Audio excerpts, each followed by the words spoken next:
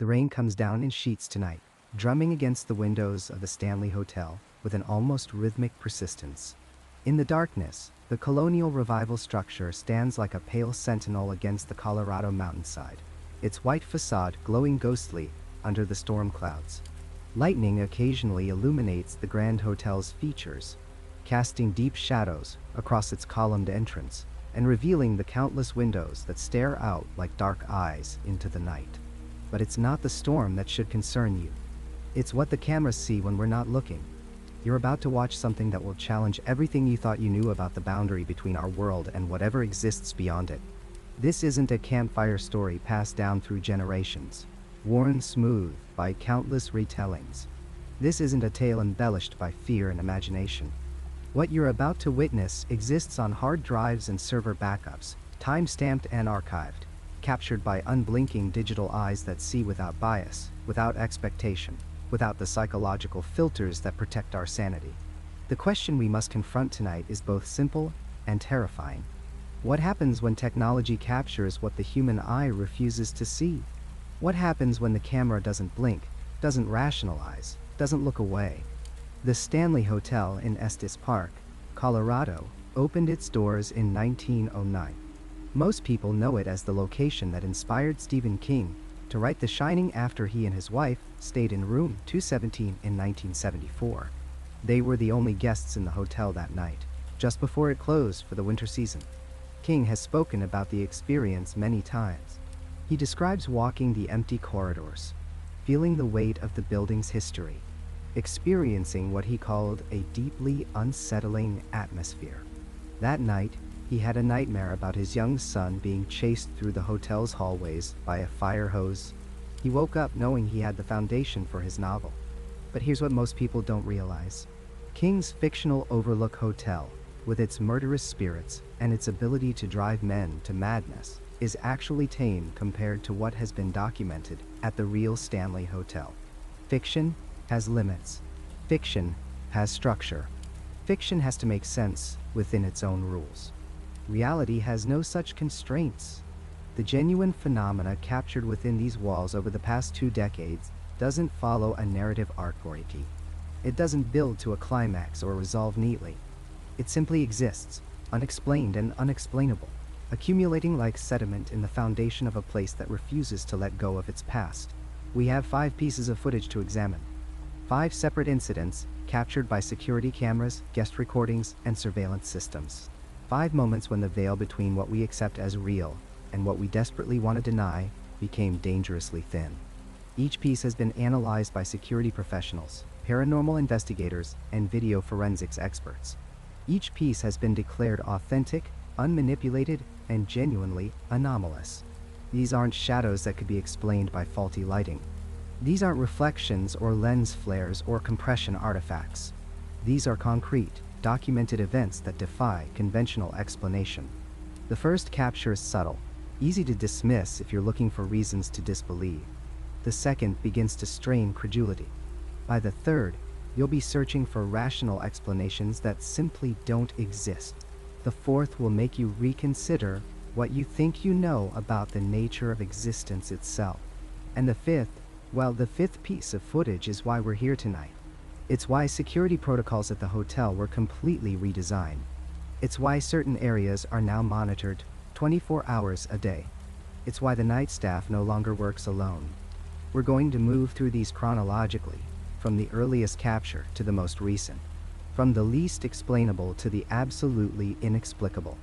You'll see exactly what the cameras saw, exactly when they saw it, and you'll hear the testimony of those who were there when these moments were discovered. By the end of this investigation, you'll understand why the Stanley Hotel represents something unprecedented in paranormal documentation. This isn't about belief or skepticism anymore. This is about evidence.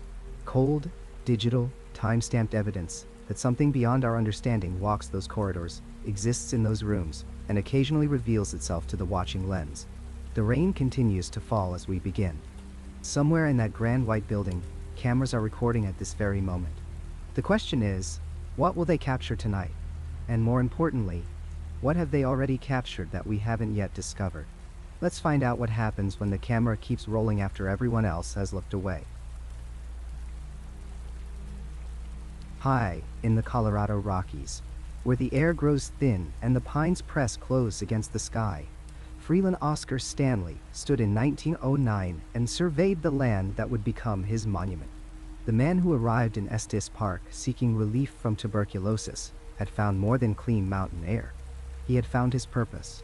Stanley was already wealthy beyond measure, having sold his photographic dry plate business to Eastman Kodak for $500,000, a fortune that would translate to well over $15 million in today's currency. But wealth alone had never been enough for F.O. Stanley.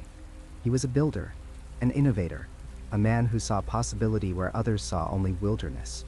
The hotel that would bear his name rose from the earth like a Georgian dream carved in white, a structure so grand and improbable in its mountain setting that visitors approaching from the valley below often stopped to question whether they were seeing a mirage.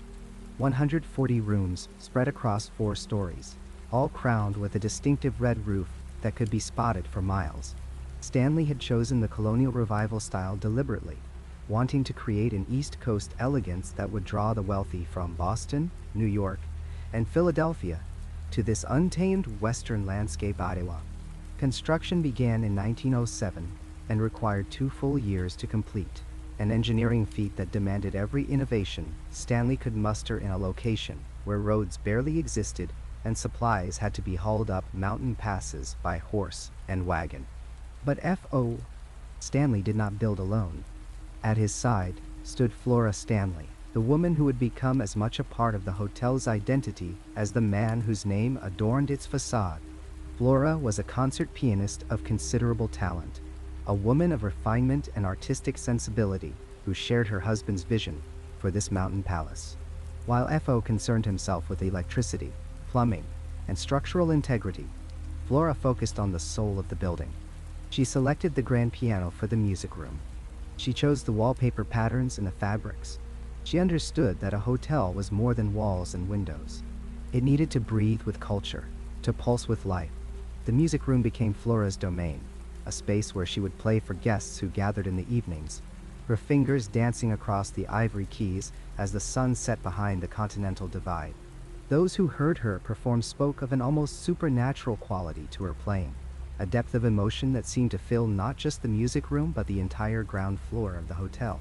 The grand staircase, sweeping and elegant, stood adjacent to this musical sanctuary, and guests ascending for dinner or ascending to their rooms would pause on the landing to listen, transfixed by melodies that seemed to come from another world entirely. The Stanleys wintered in the hotel they had built, defying the harsh Colorado cold that drove most seasonal visitors back to lower elevations. They loved the property with a fierce devotion, treating it not as a business venture, but as an extension of themselves. F.O. would tinker endlessly with improvements, installing the hotel's own hydroelectric plant, ensuring that his guests enjoyed amenities that surpassed even the finest East Coast establishment.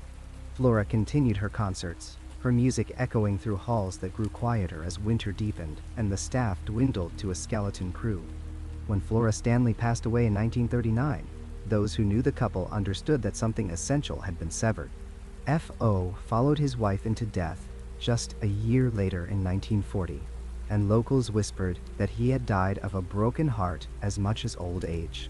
The hotel continued without them, changing hands, weathering economic storms, slowly accumulating the patina of history and the weight of stories that old buildings seemed to gather like dust.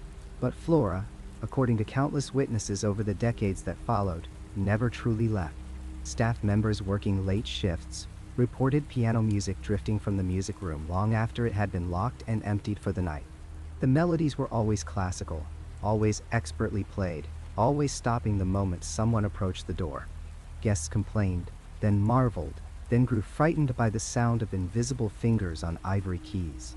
Maintenance workers refused to enter the music room alone after dark. The stories accumulated, year after year, consistent in their details, unified in their description of a presence that felt refined, artistic, and utterly determined to remain.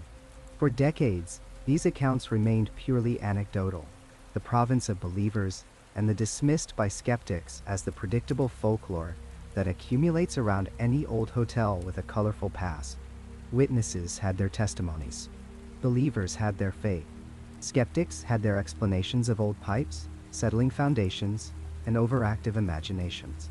The divide seemed unbridgeable, a permanent stalemate in the eternal debate between the seen and unseen worlds. Then came the summer of 2017, and everything changed.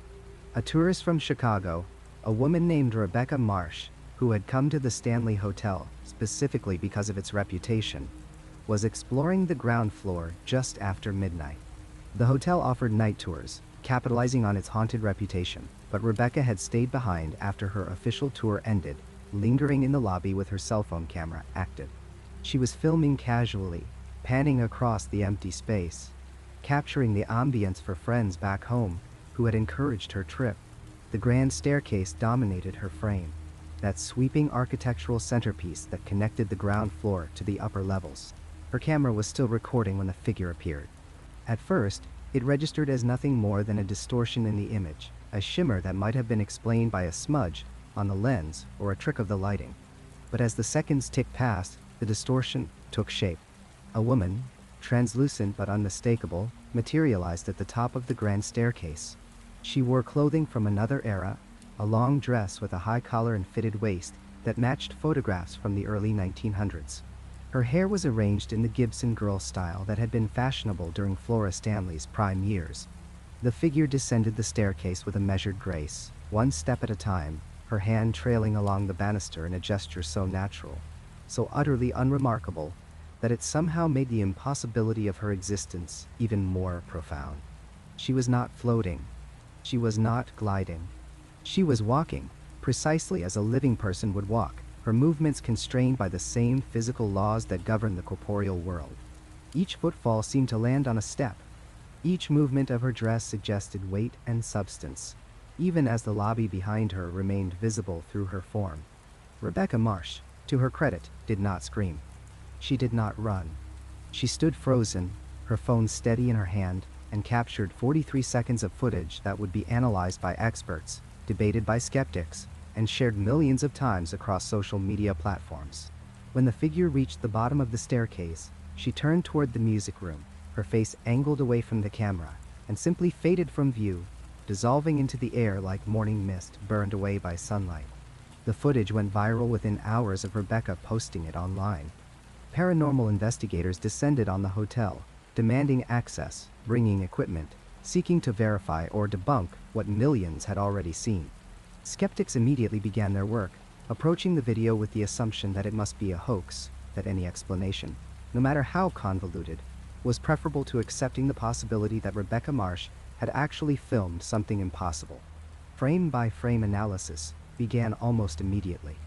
Experts in video editing examined the footage for signs of digital manipulation, for the telltale artifacts that betray computer-generated imagery or layered effects. They found nothing. The metadata matched Rebecca's claimed timeline. The compression artifacts were consistent with genuine cell phone video dialing. The lighting behaved exactly as it should, with no evidence of compositing or post-production alteration. More troubling for the skeptics was the way light interacted with the figure. When the translucent woman passed in front of the chandelier that hung over the staircase landing, the light source dimmed slightly, exactly as it would if a semi-transparent object were passing through the beam. This subtle detail, lasting only a fraction of a second, proved remarkably difficult to explain. Computer-generated effects could certainly replicate such an interaction, but they would require sophisticated rendering software and expertise far beyond what Rebecca Marsh, a dental hygienist with no background in video production, possessed. The movement pattern presented an even greater challenge. Human beings walk with a specific rhythm, a biomechanical signature that involves subtle shifts in weight, compensatory movements of the shoulders and hips, and micro-adjustments that maintain balance. The figure on the staircase exhibited all of these characteristics. Motion capture analysts who examined the footage noted that the gait pattern was consistent with a woman of approximately 5 feet 4 inches in height, wearing a long skirt that would restrict stride length and placing her hand on the banister for stability rather than decoration. These were not the movements of someone attempting to portray a ghost. They were the movements of someone simply descending a staircase, unaware or unconcerned that she was being filmed. The period clothing added another layer of authenticity that skeptics struggled to dismiss. The dress worn by the apparition matched the fashion of the 1910s, with remarkable accuracy, down to details like the sleeve construction and the collar style that would require significant historical knowledge to replicate. More significantly, when researchers compared the figure's dress to photographs of Flora Stanley from the hotel's archives, they found striking similarities in the silhouette and styling. While the photographs were black and white, and the comparison was far from conclusive, the resemblance was undeniable. Perhaps most compelling was what the footage did not show. There were no dramatic special effects, no Hollywood theatrics. The figure did not materialize in a burst of light. She did not glide through walls or vanish in a shower of sparks. She simply walked down a staircase and faded away, an almost mundane impossibility that carried more weight precisely because of its restraint. Hoaxers, skeptics noted, typically cannot resist embellishment. They add too much, trying to make their fabrications more convincing, but instead making them less believable. Rebecca Marsh's video showed a woman walking downstairs, nothing more and nothing less, and that simplicity became its own form of evidence. The connection to Flora Stanley seemed inescapable. The music room, where Flora had spent countless hours at her beloved piano, stood just beyond the bottom of the grand staircase where the figure disappeared. Historical accounts from the hotel's early years described Flora as frequently moving between the music room and the upper floors, descending the grand staircase to greet guests or perform her evening concerts. The path the apparition took was precisely the path Flora would have taken dozens, perhaps hundreds of times during her years at the hotel. In the years since Rebecca Marsh captured her 43 seconds of footage, the debate has continued without resolution. Professional skeptics maintain that some explanation, however unlikely, must account for what the camera recorded. Believers point to the footage as validation of what witnesses have reported for decades. The Stanley Hotel, for its part, has embraced its reputation, neither confirming nor denying, allowing visitors to draw their own conclusions. But late at night, when the tours have ended and the hotel grows quiet, staff members still report the sound of piano music drifting from the music room. And occasionally, guests with cameras ready capture brief glimpses of a translucent woman in period dress, moving through the building with the easy familiarity of someone who has never truly left home. The fourth floor of the Grandview Hotel tells a different story than the opulent ballrooms below or the infamous penthouse above. This was never meant for guests seeking luxury or businessmen conducting affairs. These narrow corridors with their lower ceilings and smaller windows once housed the people who made the hotel run, the invisible hands that changed sheets and polished silver, and the children who came with them. In the early decades of the 20th century, it was common practice for hotels to provide living quarters for their staff. The Grandview was no exception. Entire families occupied these cramped rooms on the fourth floor. Generations of housekeepers and bellhops raising their children in the shadow of wealth they would never possess.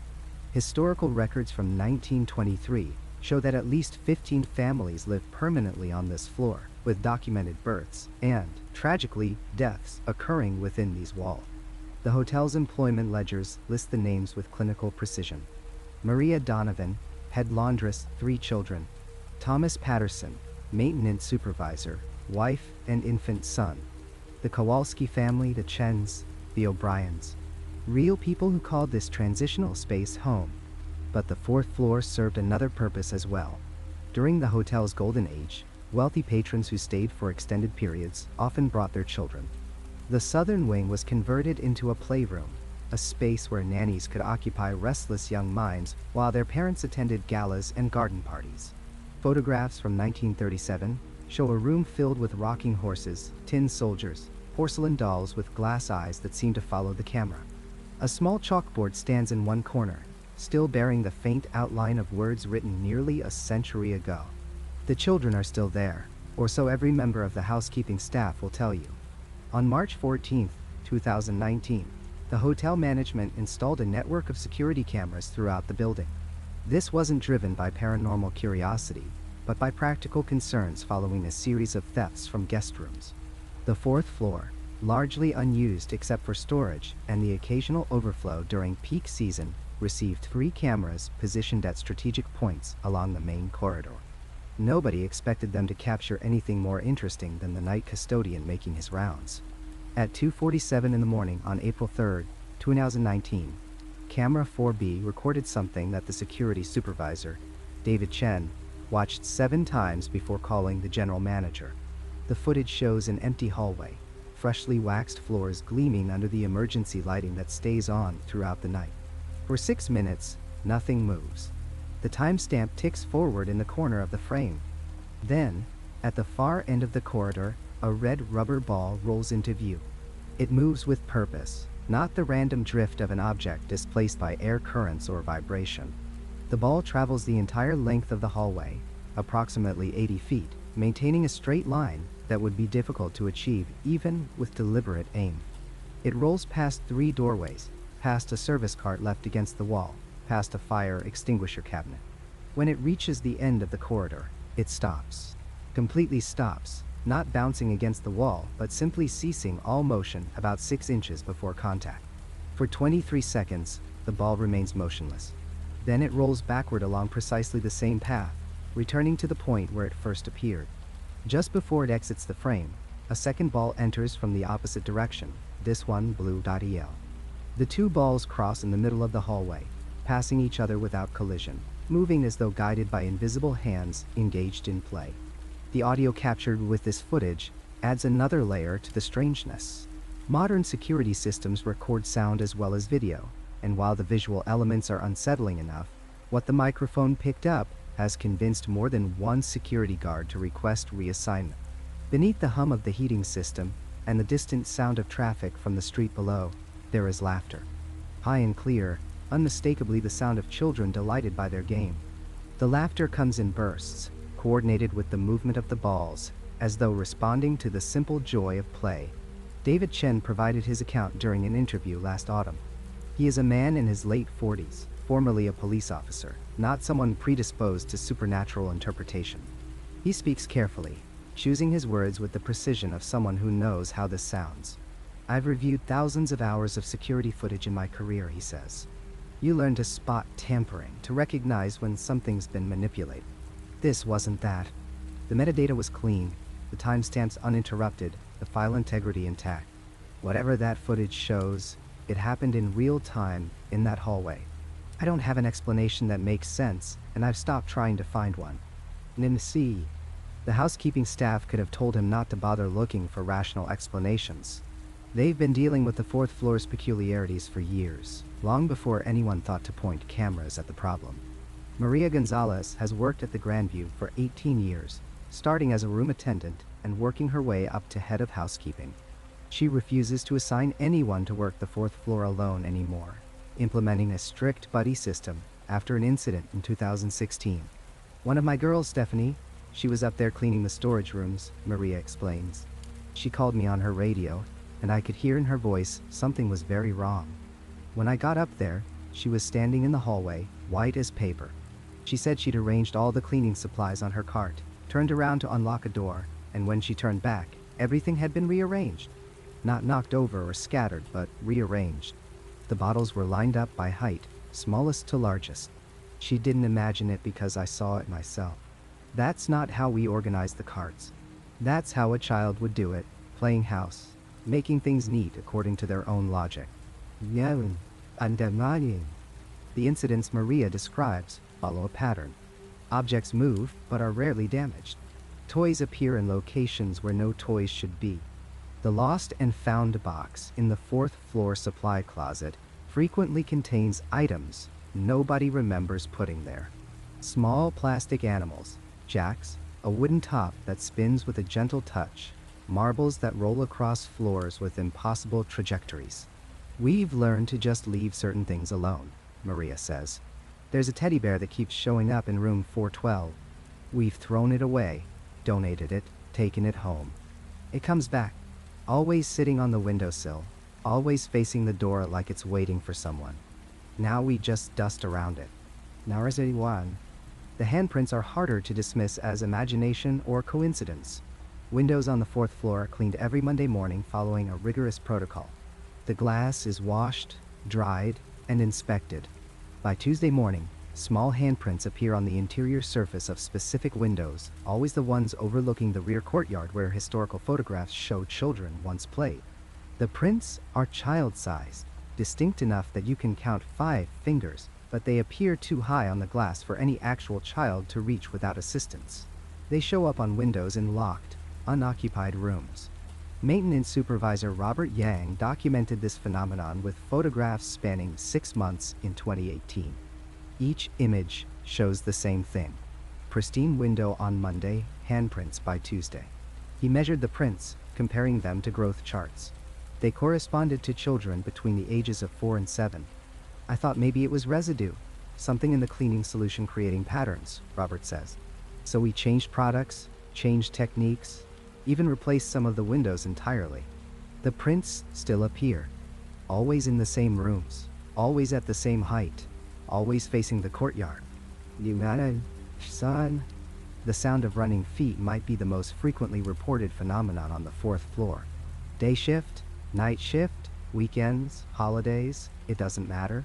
Staff members consistently report hearing the distinct sound of children running in the corridors above them when they're working on the 3rd floor, or in adjacent hallways when they're on the 4th floor itself. The footsteps are light but rapid, the patter of young legs racing through a game of tag or chase. They're often accompanied by that same laughter caught on the security footage, bright and innocent and deeply wrong in the context of empty hallways and locked doors.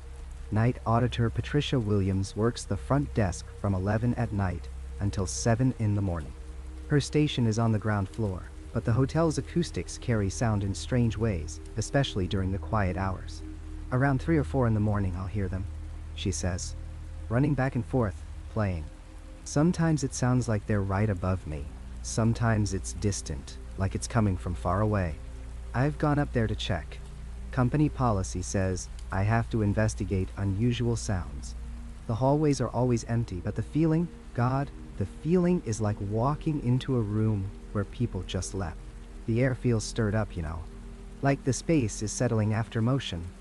No, historical context provides fragments of explanation, though whether they comfort or disturb depends on your perspective.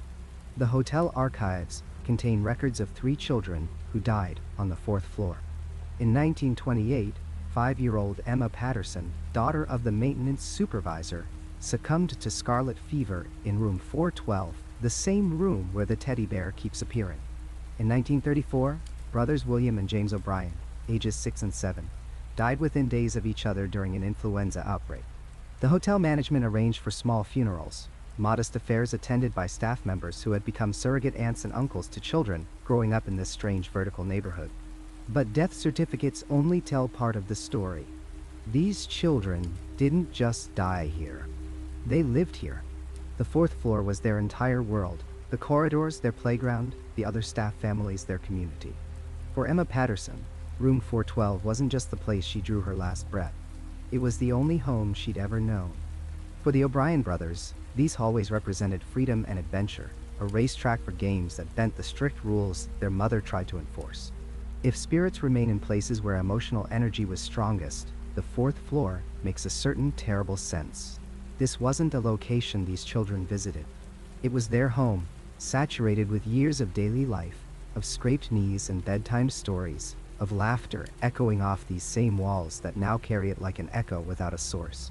The staff members who work with these presences, for lack of a better term, describe something that unsettles precisely because it lacks malice. There is no threat in the moving balls or the rearranged supplies. The laughter holds no menace. The handprints press against the glass from the inside, not reaching in but reaching out, as though trying to touch a world that continues just beyond the barrier of whatever keeps them here. Innocence doesn't become evil just because it outlasts the life that contained it, but innocence in the wrong context, persistence where there should be absence, creates its own species of horror. Night custodian Michael Torres puts it simply: they're not trying to scare us. They're just still here, doing what children do. Playing, waiting, looking for attention maybe, or for someone to acknowledge them. That's what makes it so hard. You can't be angry at a ghost that just wants to play, but you can't play back either. And that distance, that impossibility, that's what gets under your skin and stays there. Wait.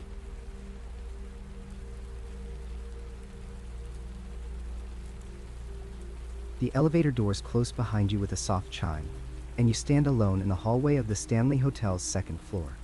Your footsteps are absorbed by the vintage carpet, a deep burgundy that has witnessed over a century of guests making this same walk.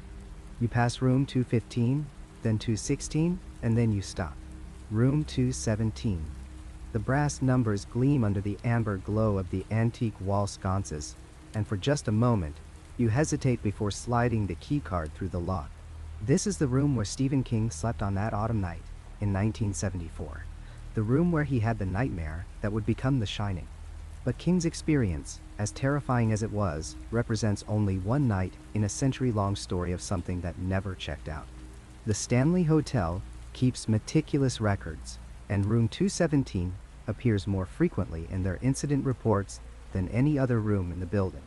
Not for damaged furniture or missing towels, but for something harder to quantify. Guest complaints of movement in the stillness. Objects rearranging themselves. A presence that doesn't seem to understand it no longer belongs to the world of the living. Between 2021, during the pandemic lockdowns, when the hotel experienced rotating closures and periods of sparse occupancy, something interesting happened. Guests who did stay in room 217 began capturing footage on their phones and cameras, not because they were paranoid ghost hunters, but because they needed proof of what they were experiencing. They needed someone else to see it too. The footage began appearing on social media in early 2020. The first video that gained widespread attention came from a couple celebrating their anniversary. They had specifically requested room 217 because of its connection to Stephen King, hoping for nothing more than a fun story to tell their friends back home. The video, shot on an iPhone just after midnight, shows their closed suitcase sitting on the luggage rack at the foot of the bed. The timestamp reads 12:43 in the morning. For nearly 30 seconds, nothing happens. The husband is saying something about turning in for the night when the suitcase zipper begins to move. It slides open slowly, deliberately, as though invisible fingers are pulling it tab by tab. The wife's breathing becomes audible on the recording as they both watch the zipper part completely. Then, and this is where the video becomes difficult to explain away as a hoax or trick of light, a folded sweater rises from inside the suitcase. It hovers for perhaps 2 seconds before being placed gently on the bed, smoothed out as if by caring hand. By summer of 2020, at least 8 different guests had captured similar phenomena in room 217. A businessman from Denver recorded his bathroom light turning on by itself at 3 in the morning. Nothing unusual about that, perhaps a faulty switch or power surge. Except the light didn't just turn on once. In his video, you can watch the bathroom light flick on, then off, then on again, following a distinct pattern. 3 long flashes, 3 short, 3 long. The International Distress Signal, SOS. The businessman, a former Navy officer, recognized it immediately. His hand shakes as he holds the camera, and you can hear him whisper, "Is someone there? Do you need help?" Another video, this one from a graduate student studying paranormal psychology, shows something even more perplexing. She had set up a stationary camera on the dresser, pointing at the bathroom door before going to bed. She wanted to capture evidence, any evidence, of the activity others had reported. The bathroom door in room 217 has an old-fashioned hook and eye lock, the kind you manually latch from the inside. In her footage, you can see the locked door clearly in the frame. At 2:17 in the morning, the exact time matching the room number itself, the hook lifts up and out of the eye on its own. The door then swings open slowly, revealing the dark bathroom beyond. But what happens next is what separates this from a simple door with a loose latch. Clothes that the student had hung on the back of the bathroom door, clothes that should have swung inward with the door's movement, instead lift off the hook and float, suspended in the doorway for several seconds before being laid carefully across the towel rack. The precision is unmistakable. This isn't wind or vibration causing random movement. This is intentional placement. The hotel management, to their credit, doesn't deny these occurrences. In fact, they have their own extensive documentation going back decades.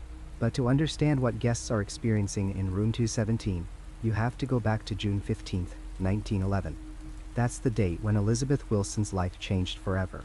or perhaps more accurately, the date when her death began its long, slow refusal to be final. Elizabeth Wilson was the head housekeeper at the Stanley Hotel, a position of significant responsibility in an establishment that prided itself on impeccable service. At 43 years old, she had worked at the hotel since its opening in 1909, and by all accounts, she took immense pride in her work. Contemporary newspaper accounts describe her as meticulous, kind to the other staff, and devoted to ensuring every guest room met the exacting standards set by the hotel's founder, Freeland Oscar Stanley himself. She lived in the staff quarters on the 4th floor and was often the first to arrive for her shift and the last to leave. On that June morning, Elizabeth was performing routine maintenance in room 217. The hotel had recently converted from oil lamps to acetylene gas lighting, a modern convenience that promised cleaner, brighter illumination for guests. But acetylene gas systems in 1911 were still relatively new technology, and the installation at the Stanley had experienced minor leaks in several rooms. Elizabeth had noticed a faint odor in room 217 the previous evening, and reported it to the maintenance supervisor. She was told someone would investigate, but in the meantime, she was to continue her normal duties. The Estes Park Gazette published a detailed account 3 days after the explosion. Their reporter interviewed multiple witnesses who described hearing a tremendous boom that shattered windows on the 2nd floor and could be heard as far away as the town center, over a mile distant. Elizabeth had apparently entered room 217 at approximately 9:30 in the morning. Investigators later determined that gas had been accumulating behind the walls throughout the night, seeping into the room's interior spaces. When Elizabeth struck a match to light the room's fireplace, a task she performed every morning to take the chill off for arriving guests, the accumulated gas ignited. The explosion blew out the exterior wall of room 217, sending bricks and timber cascading onto the lawn below. Elizabeth was thrown backward through the doorway into the hall with such force that she left an impact mark on the opposite wall. The Rocky Mountain News, in their June 18th edition, reported that she sustained severe burns on her hands and arms, a fractured skull, and numerous internal injuries. Miraculously, and this word appeared in multiple newspaper accounts, she survived. The explosion should have killed her instantly, but Elizabeth Wilson lived. However, and this is where the historical record becomes tinged with something darker, Elizabeth was never quite the same. Staff members who visited her during her long recovery reported that she seemed distant, confused about where she was. She would insist she needed to return to work, that the rooms needed preparing, that guests were waiting. The hotel, demonstrating unusual compassion for the era, kept her on staff in a limited capacity once she was physically able to move about. But Elizabeth remained fixated on room 217. Other housekeepers reported finding her standing outside the room's door during her off hours, just staring at the newly repaired wall. When asked what she was doing, she would seem to snap back to awareness and hurry away without explanation. Elizabeth Wilson died in 1922, 11 years after the explosion. The official cause of death was listed as complications from pneumonia, but those who knew her said she had never fully recovered from her injuries. She was 54 years old. Her funeral was held at the Stanley Hotel, an honor typically reserved for only the most valued employees, and she was buried in the Estes Park Cemetery under a simple headstone that reads Elizabeth Wilson, faithful servant, at rest. Niente. But according to a century of guest experiences, Elizabeth Wilson is not at rest. The pattern of activity in room 217 is remarkably consistent. Guests report clothing being folded or refolded, as though someone is tidying up after them. Suitcases unpack themselves, with items arranged neatly on the bed or dresser. The bathroom appears to be of particular interest, with toiletries being organized, towels being straightened, and the door opening repeatedly despite being locked. These aren't the actions of a malevolent spirit trying to frighten people. These are the actions of a housekeeper who cannot let go of her duties. The 2020 and 2021 footage, when viewed as a compilation, reveals something both touching and tragic. In video after video, you see the same careful attention to detail. A jacket that's been tossed carelessly on a chair is later shown hanging properly in the closet. Shoes left in the middle of the floor are placed side by side near the bed. The bathroom light turning on in the SOSA pattern, perhaps Elizabeth's way of signaling that she's still there, still aware. still trying to communicate across the barrier between worlds. One of the most compelling pieces of evidence comes from a time-lapse video recorded over the course of an entire night. A couple from California, both engineers by profession, set up 3 cameras in room 217, covering different angles. They deliberately created disorder before bed, leaving clothes strewn about, towels on the floor, the contents of their backpacks scattered across the desk. Then they went to sleep. The time-lapse, compressed into 10 minutes, but representing 7 hours of real time, shows an invisible presence methodically restoring order to the room. Clothes lift and fold themselves. The towels glide across the floor and arrange themselves on the rack. Papers and books stack themselves into neat piles. And throughout it all, there are moments where the activity pauses, as though someone is standing back to admire their work before continuing. But perhaps the most chilling detail, the one that appears in multiple guest accounts, is the reflection. Several visitors have reported seeing, just for an instant, a figure in the bathroom mirror. A woman in an early 20th century housekeeper's uniform, her hair pulled back, her expression focused and intent. She never looks directly at the observer. She's always looking down, as though checking her work, making sure everything is perfect. And then she's gone. The Stanley Hotel's current head of housekeeping, a woman named Margaret, who has worked there for over 30 years, has her own experiences with room 217. She refuses to clean it alone. When asked why, she explains that she frequently feels hands guiding hers, showing her a different way to fold a fitted sheet or arrange the decorative pillows. She doesn't find it frightening, she says. It feels like being trained by someone who truly loves their work, but it's unsettling nonetheless to feel another person's touch when you're the only living soul in the room. So why does Elizabeth remain? What keeps her tethered to room 217? Some paranormal researchers suggest that traumatic deaths create spiritual anchors, binding a consciousness to the location of their trauma. But Elizabeth didn't die in room 217. She survived the explosion and lived another 11 years. Others propose that it's not the explosion itself, but the guilt and confusion she experienced afterward. Perhaps she felt responsible for the gas leak, for not insisting more strongly that the room be inspected. Perhaps, in whatever state she exists in now, she's trying to make amends, to prove that she's still capable, still worthy of the trust placed in her. Or perhaps the answer is simpler and more heartbreaking.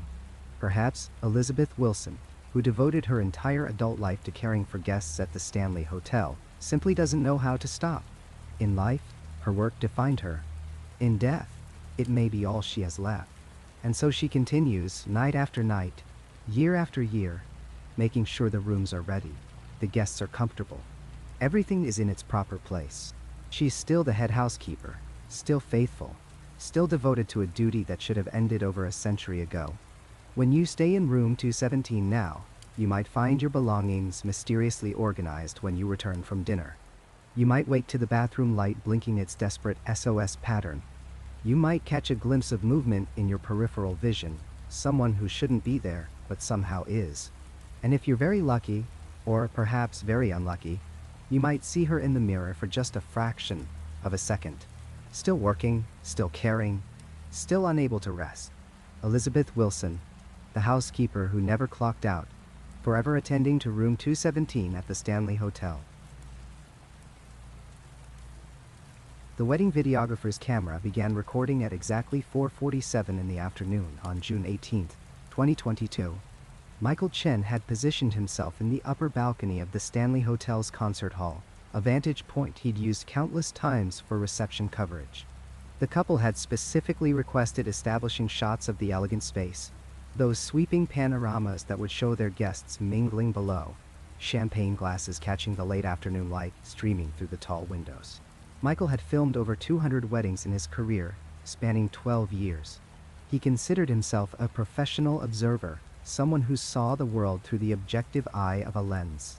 What he captured that day would end his career in destination weddings and leave him questioning everything he thought he understood about reality. The footage begins ordinarily enough.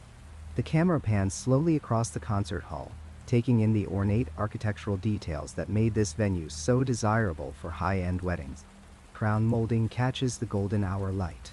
Crystal chandeliers throw scattered rainbows across the polished wooden floor. Approximately 40 guests are visible in the frame, scattered in small clusters, their conversations creating that pleasant ambient sound of celebration. The bride's white dress catches the eye immediately, a focal point of movement and light near the grand piano. Everything appears exactly as it should in a wedding video worth the $5,000 package the couple had purchased. Then, at the 4-minute and 32-second mark of the raw footage, something appears in the lower right quadrant of the frame. The figure materializes gradually, which is perhaps the most unsettling aspect of what happens next. This isn't a sudden appearance, no dramatic flash of light or a mysterious orb expanding into form. Instead, over the course of approximately 2 seconds, a man simply becomes visible where moments before, there was empty space beside one of the concert hall's supporting columns. The materialization occurs with the quality of someone walking out of deep shadow into light, except there is no shadow in that location. The afternoon sun illuminates everything with equal clarity. The figure is a man dressed in formal attire from the 1920s. This detail is immediately apparent even on first viewing, but forensic analysis of the footage confirms the specific period with remarkable precision. He wears a black tailcoat with a crisp white shirt front, the kind of formal wear that would have been appropriate for upper-class events of that era. His trousers have the high waist and straight cut typical of the period. Most striking is his appearance of absolute solidity. This is not the transparent, filmy ghost of popular imagination. The figure appears as physically present as any living person in that room, with weight and substance and perfect clarity.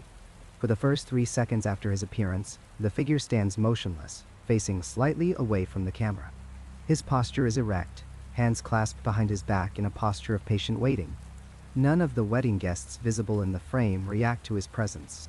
A woman passes within approximately 3 feet of him, laughing at something her companion has said, completely oblivious to the figure standing there in clothing from a century past.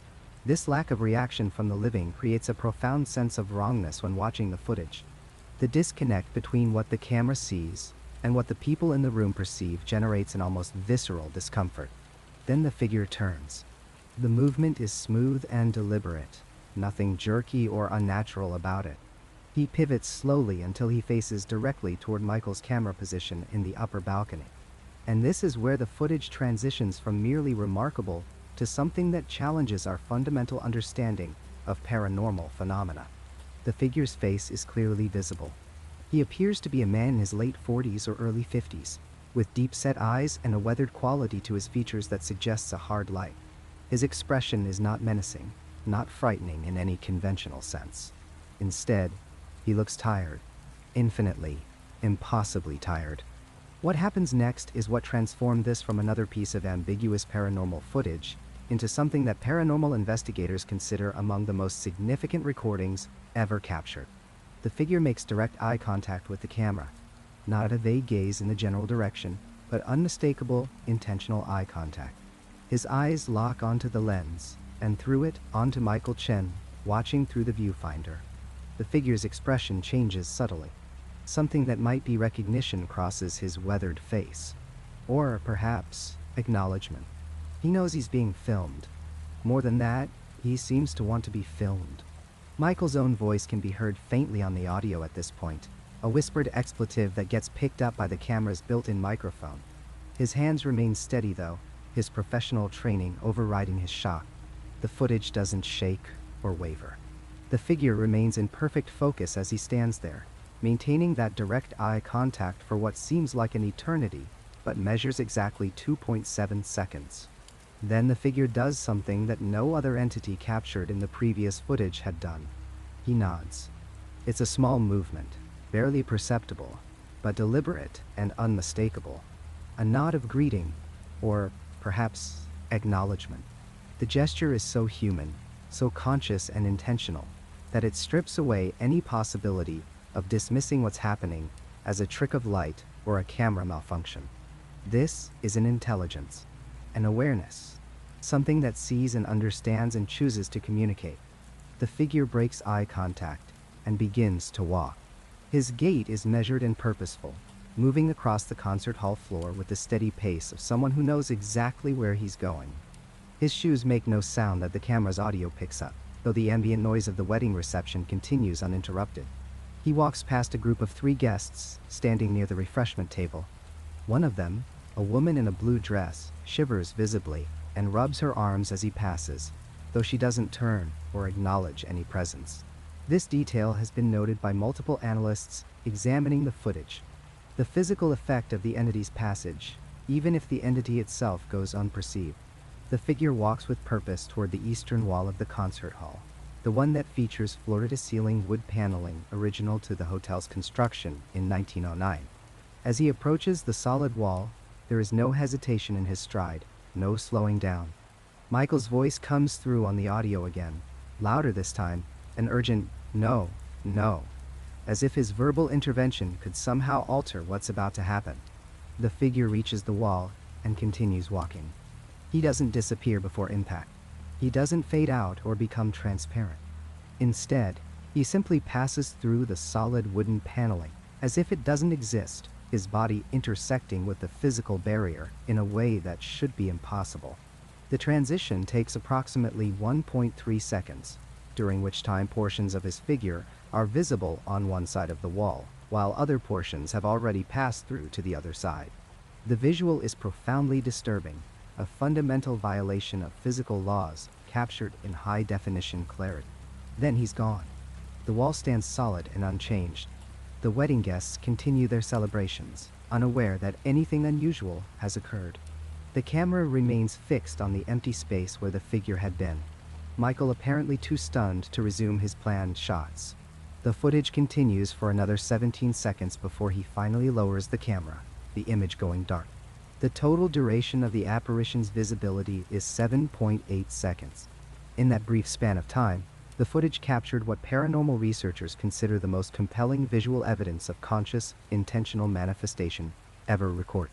Research into the identity of the figure began immediately after Michael submitted the raw footage to the Stanley Hotel's management, fulfilling a disclosure clause in his contract that required reporting of any unusual occurrences.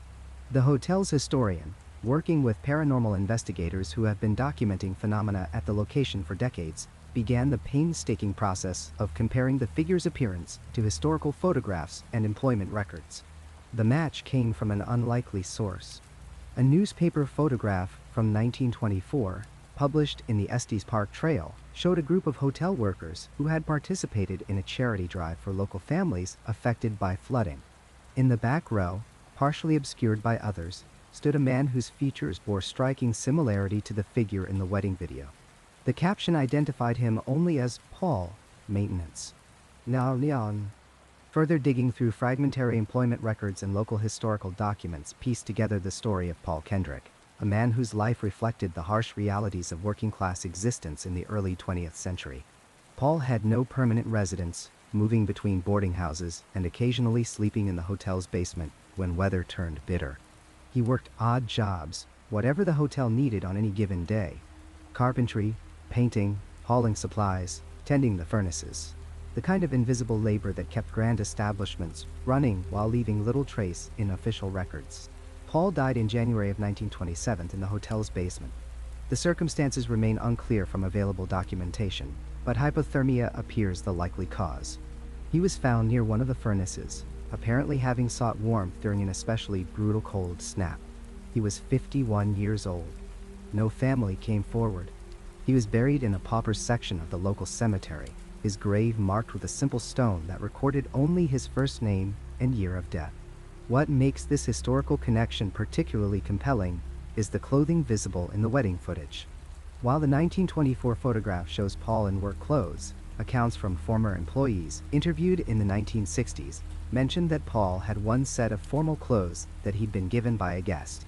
He wore them proudly to any hotel event that he was allowed to attend, standing in the back and watching the performances in the concert hall, the dances, the celebrations of people whose lives were worlds apart from his own.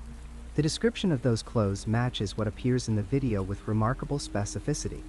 Black tailcoat, white shirt, the formal wear of a man who owned one good outfit and treasured it. Michael Chen agreed to an interview 3 months after the incident, speaking publicly for the first time about what happened that day. His testimony adds crucial context to the footage itself, the human element that transforms data into experience. He's 38 years old, with the kind of practical demeanor common to people who work behind cameras.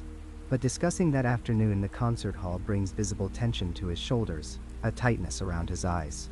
"I've seen weird things on camera before," he explained, sitting in his home office surrounded by video equipment. "Orbs, which are usually just dust. Strange shadows that turn out to be reflections. Once I caught what looked like a figure in a window, but it was motion blur from a passing car. I'm trained to spot these things, to understand what causes false positives. This was nothing like that. Nothing." He described the moment of first seeing the figure through his viewfinder, that instant when his brain tried to process what his eyes were reporting. "At first I thought maybe it was someone in costume. Like maybe the couple had hired a performer and hadn't told me. But there was no one there a second before. I was watching that exact spot, and the way he was dressed, it wasn't costume quality. It was real. The fabric had weight and drape. You can see it in the footage. But it was the eye contact that affected Michael most profoundly. When he turned and looked directly at me, I felt it. Not just saw it, felt it. Like a physical sensation, this awareness that something was looking back at me through the camera. I filmed thousands of people, tens of thousands of moments of eye contact. This was different. There was intelligence there. Purpose. He wanted me to see him. He wanted to be recorded." Michael made the decision to finish filming the wedding, though his hands shook for the remainder of the event. "I'm a professional," he said. "These people paid for a service. But I checked that footage on my laptop that night in my hotel room, and I didn't sleep. I just kept watching it, over and over, trying to find the explanation. The glitch. The thing I missed. It's not there. What you see in that video is exactly what happened." He submitted his final notice to the destination wedding company he worked for 2 weeks later. "I can't go back to those locations," he explained. "Not just the Stanley, but any of them. Historic venues, old hotels, anywhere with that kind of history. Because now I know. Now I've seen. And the question isn't whether something might appear in my footage. The question is whether I want to see it when it does." What distinguishes this footage from the 3 previous captures isn't just the clarity or duration.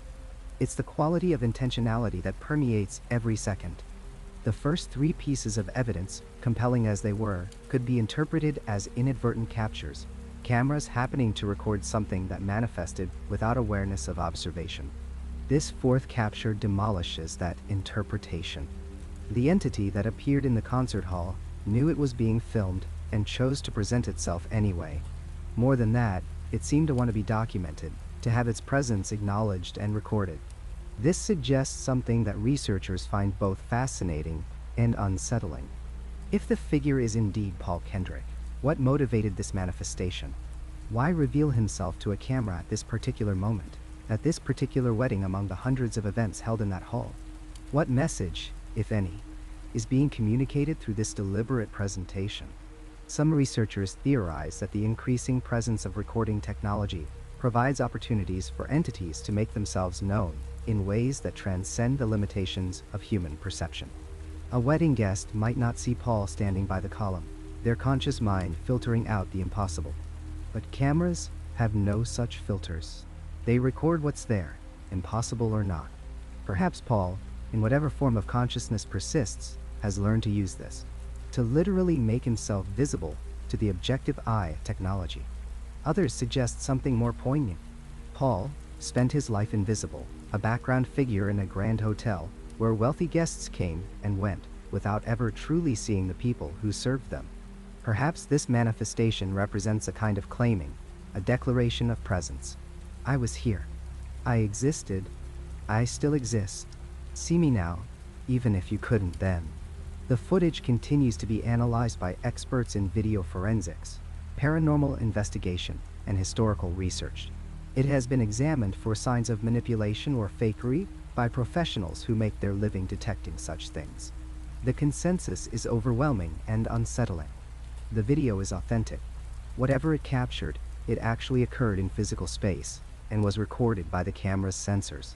The impossibility of it doesn't make it less real. The footage begins at 11:47 at night on October 13, 2023. 6 investigators from Rocky Mountain Paranormal Research stand at the entrance to the Stanley Hotel's basement tunnels, their breath visible in the unexpectedly frigid air. Lead investigator Marcus Chen adjusts the thermal imaging camera, its screen displaying the normal temperature of the corridor ahead at 68 degrees Fahrenheit. Within 3 hours, this team would be running for their lives, leaving behind over $2,000 in equipment, and one member would require medical attention for injuries that defied logical explanation.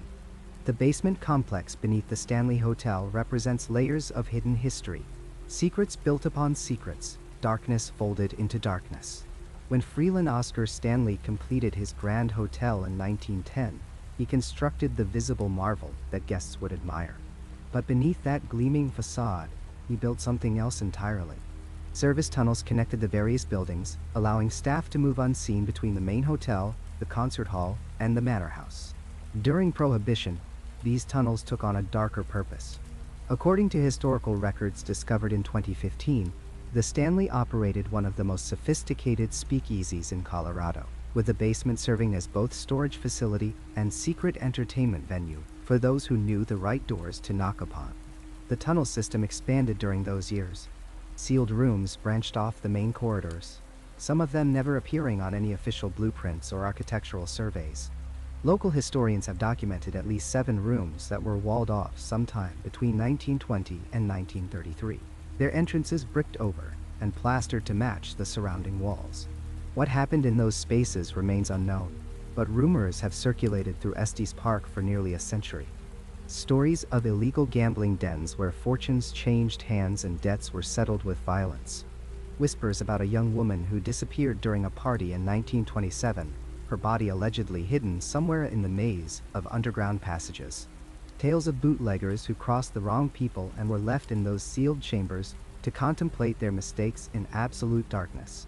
Marcus Chen had researched this history extensively before the investigation. His team had obtained permission from hotel management after months of negotiations, signing liability waivers that ran to 14 pages. The Stanley had allowed paranormal investigations before, but access to the basement tunnels was rarely granted. Too many liability concerns, management explained. The tunnels were unstable in places, with crumbling brick and uncertain structural integrity. But Chen suspected another reason for the hotel's reluctance. 3 previous investigation teams had experienced incidents serious enough to warrant incident report. Equipment failures, unexplained injuries, and in one case from 2018, an investigator who refused to ever speak publicly about what he witnessed in the tunnels beneath the concert hall. The team's equipment represented the cutting edge of paranormal investigation technology. 3 thermal imaging cameras capable of detecting temperature variations of less than 1 degree. 4 night vision cameras with infrared illumination. Digital audio recorders sensitive enough to capture frequencies beyond normal human hearing. EMF detectors, motion sensors, and a full-spectrum camera that could theoretically photograph entities invisible to the naked eye. Every device had been tested and calibrated that afternoon. Every battery was fully charged. Every SD card was empty and ready to record. Chen divided his team into pairs. He would work with thermal specialist Rebecca Torres in the main tunnel system. Audio experts David Kim and Jennifer Walsh would investigate the sealed rooms using ground-penetrating radar to map what lay behind the old brick walls. Safety officers Tom Harrison and Lisa Chen would remain at the entrance, monitoring communication and ready to respond to any emergency. Every team member wore a body camera. Every person carried 2 flashlights and a radio. They had agreed upon a code word. If anyone said Stanley, everyone would evacuate immediately, no questions asked, no delays. The first anomaly occurred at 12:03 in the morning, just 16 minutes into the investigation. Torres was scanning the main corridor with her thermal camera when the temperature dropped. Not gradually, not the slow cooling you might expect in an underground space, but instantaneously. The thermal display showed the ambient temperature plummeting from 68 degrees to 28 degrees in under 4 seconds. 40 degrees Fahrenheit, vanishing in the time it takes to draw a breath. Torres's own breath turned to thick fog. Frost appeared on the brick walls, a thin crystalline layer spreading across the mortar like living ice. "Are you seeing this?" Taurus whispered into her radio, her voice tight with professional excitement tinged with something else. Something that might have been fear. Chen moved to her position, his own thermal camera confirming the reading. The cold spot measured roughly 8 feet tall and perhaps 3 feet wide. It had a shape, an almost human silhouette standing in the center of the corridor, and it was moving. Slowly, deliberately, the cold mass drifted down the tunnel away from them, leaving a trail of frost in its wake. They followed. Later, Chen would struggle to explain this decision. Every instinct, every survival mechanism honed over millions of years of human evolution, screamed at him to retreat. But the investigator in him, the part that had devoted 15 years to documenting the paranormal, needed to see where this entity would lead. The thermal signature moved through the tunnels with apparent purpose, taking turns that suggested knowledge of the layout, avoiding debris and obstacles in complete darkness. Twice it paused, and both investigators felt an overwhelming sense of being observed, studied, evaluated by an intelligence that was utterly alien. At 12:37, the entity led them to one of the sealed rooms. The thermal signature stopped before a section of wall that appeared identical to the rest of the corridor. Then it moved through the wall, passing through solid brick as though the barrier did not exist. Chen approached carefully, running his hands over the old masonry. The bricks here were different, he realized. Slightly different shade, different texture. This wall was newer than the surrounding structure, perhaps 80 or 90 years old, compared to the century-old original construction. Something had been sealed behind this barrier during the Prohibition era. The thermal camera now showed something impossible. Through the wall, through 8 inches of solid brick, the thermal signature was visible. A human-shaped heat source standing in the sealed room beyond, facing the wall, facing them. The temperature reading displayed 98.6 degrees Fahrenheit. Normal human body temperature. But there was no human in that sealed space. There could not be. The room had been closed for 9 decades. David Kim's voice crackled over the radio, urgent and strained. His team had encountered something in the southern tunnel branch. "Sounds," he reported. Voices calling out in the darkness. And the voices were familiar. The voices were their own. Kim had heard his own voice calling his name from a side corridor, had heard himself shouting for help from a passage he had never entered. Walsh had heard her own laugh echoing from somewhere deeper in the tunnel system, a sound of amusement that she had not made. This phenomenon had a name in paranormal research. Mimicry. The imitation of human voices by entities unknown. Different cultures had different explanations for this manifestation. Some indigenous American traditions spoke of beings that learned human speech to lure the unwary into dangerous places. European folklore described spirits that could steal your voice, using it to confuse and terrorize. Modern paranormal researchers had documented mimicry in locations associated with violent death, intense suffering, or malevolent spiritual presence. It was universally considered a warning sign, an indication that whatever inhabited a space was not benign, not confused, not simply residual energy. Mimicry suggested intelligence, intention, malice. Chen made the decision to consolidate the team, to bring everyone together in the main corridor. But before he could issue the order, the remaining cameras captured what would become the most analyzed footage in contemporary paranormal research. 4 different angles, 4 separate devices, all recording the same impossible event. Shadow figures materialized in the tunnels, not the vague, questionable shapes that plague amateur ghost videos. Not dust particles or camera artifacts. These were distinct, solid-appearing humanoid forms visible on both night vision and thermal cameras. At least 8 separate entities moving through the corridors with purposeful coordination. They appeared to be surrounding the investigation team, cutting off potential escape routes, herding the researchers deeper into the tunnel system. Taurus caught the most detailed footage. Her thermal camera recorded a figure standing less than 10 feet away, a perfect human silhouette showing temperature variations consistent with living tissue.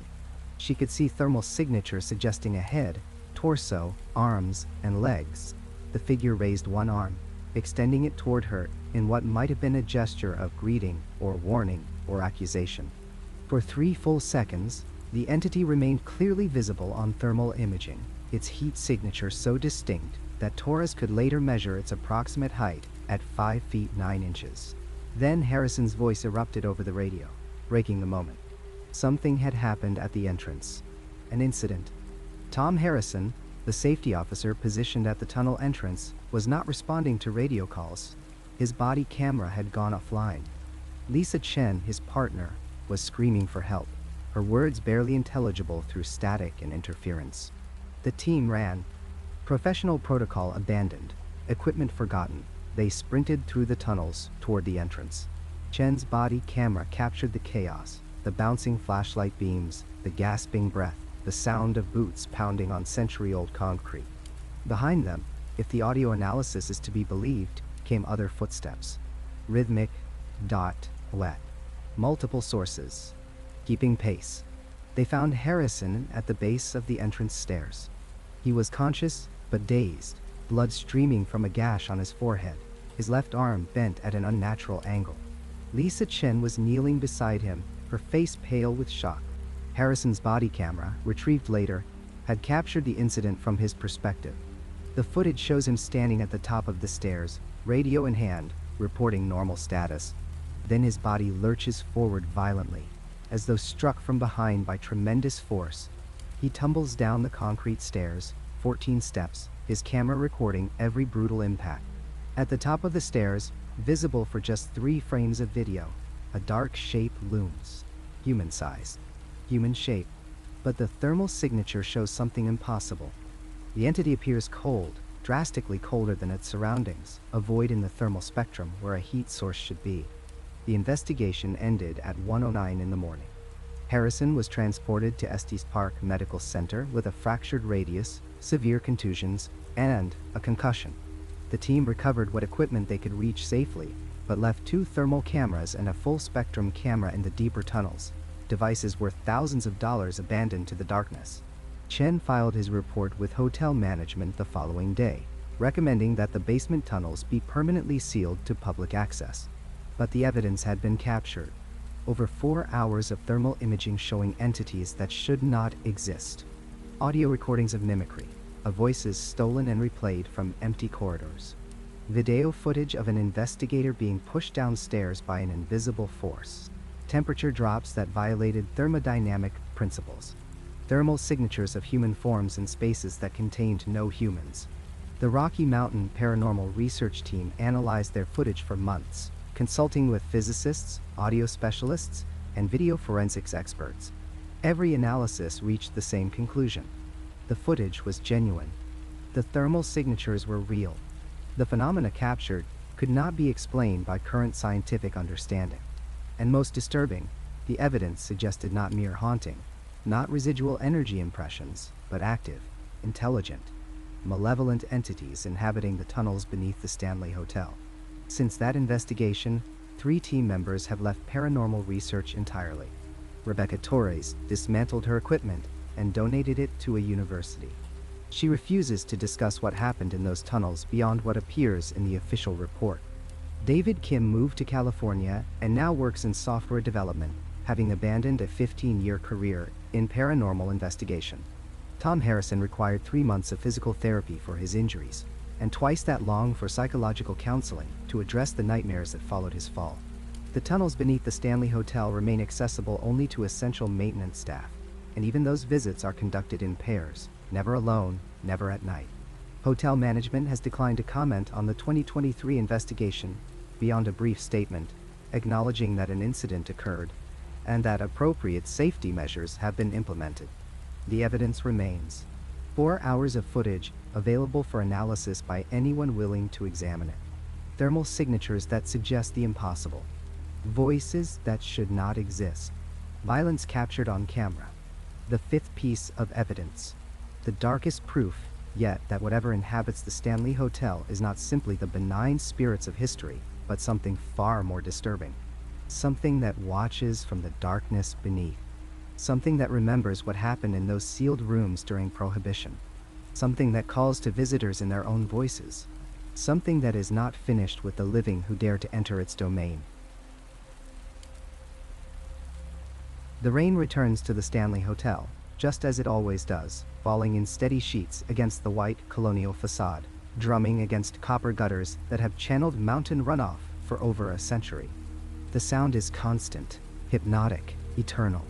Inside those walls, in hallways we've walked through and rooms we've examined, the story continues without us. We've shown you 5 pieces of evidence tonight. 5 moments captured by cameras that shouldn't have recorded anything unusual at all. The shadow figure descending the grand staircase in broad daylight. The child's laughter echoing through empty corridors. The piano keys depressing by themselves in the music room. The woman in Edwardian dress standing at the 4th floor window. The temperature anomalies that defied every natural explanation. 5 pieces of visual documentation that thousands have now witnessed. And yet, we've proven nothing. That's the truth we must confront as the rain continues to fall. Camera evidence, no matter how compelling, remains just that. Evidence. Not proof. Not certainty. Only questions that multiply like shadows at dusk. For every phenomenon we capture, a dozen more emerge from the margins, unexplained and perhaps unexplainable.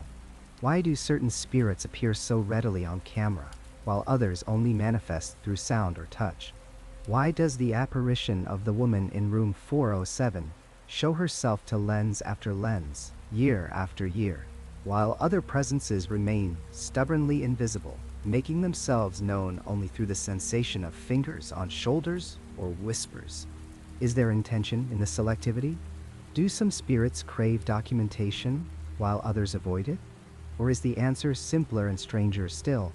Perhaps cameras capture only what exists on a particular frequency, a narrow band of supernatural phenomena, while the rest of the haunting unfolds in spectrums our technology hasn't learned to detect. What makes the Stanley Hotel such a concentrated nexus of paranormal activity? Hotels across America share similar histories.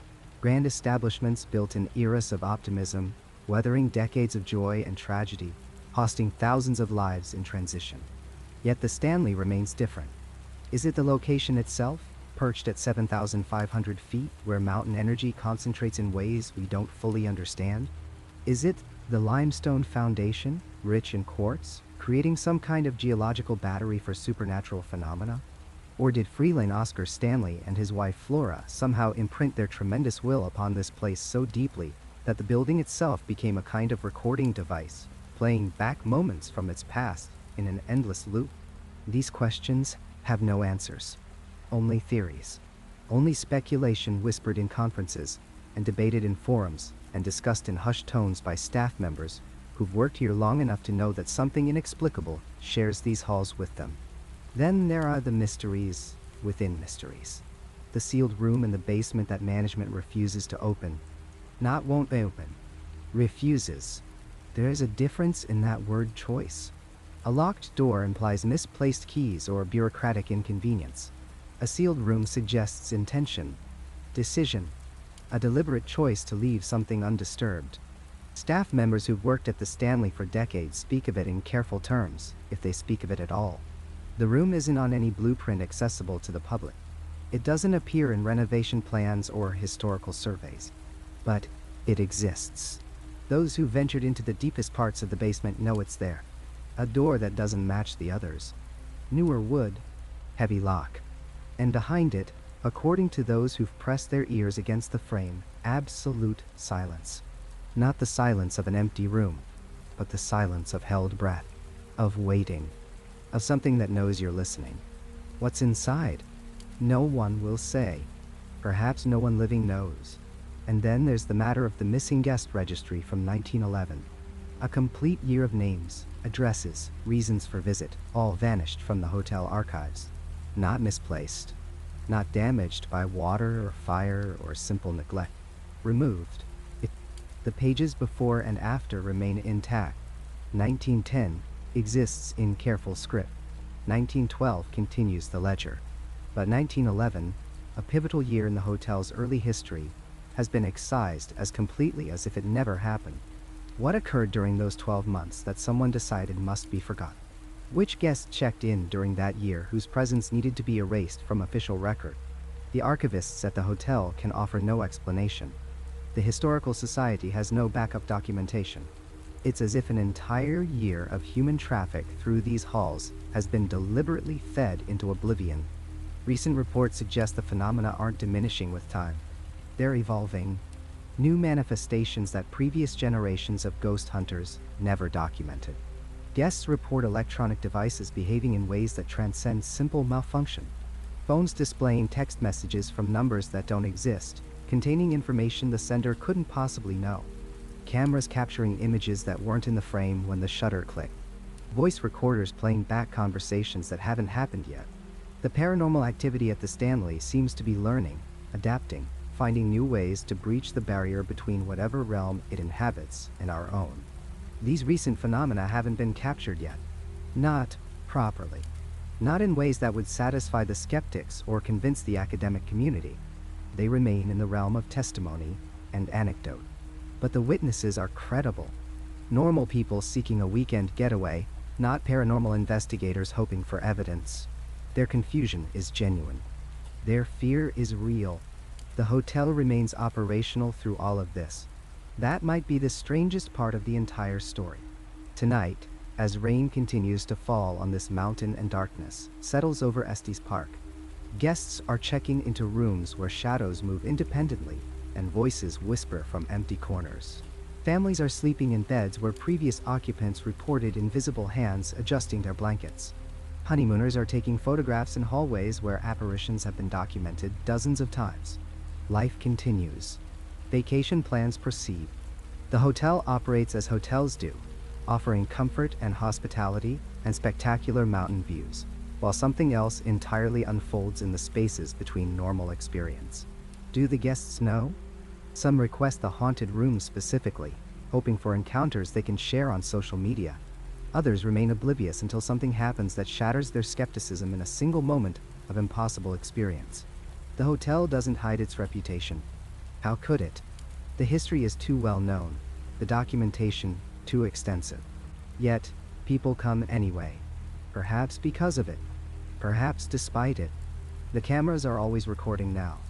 Security systems. Guests' smartphones, iWangs. Paranormal investigation equipment running constantly in certain designated rooms.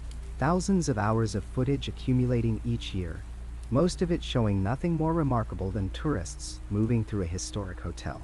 But sometimes, in frames scattered across that vast archive of normalcy, something else appears, something that shouldn't be there. And the mystery deepens rather than resolves. Perhaps the question isn't what the cameras have captured. Perhaps it's what they've missed. The moments between recordings. The phenomena that occur only when no lens is watching. The experiences that resist documentation by their very nature. The encounters so personal and so strange that they can never be adequately translated into data or evidence or proof. The rain continues falling on the Stanley Hotel. It will still be falling tomorrow. And whatever walks these halls will still be walking. Unseen by most. Captured occasionally. Never fully explained. The building stands against the mountain darkness, its windows glowing warm, its history layered deep, its mysteries ongoing and eternal.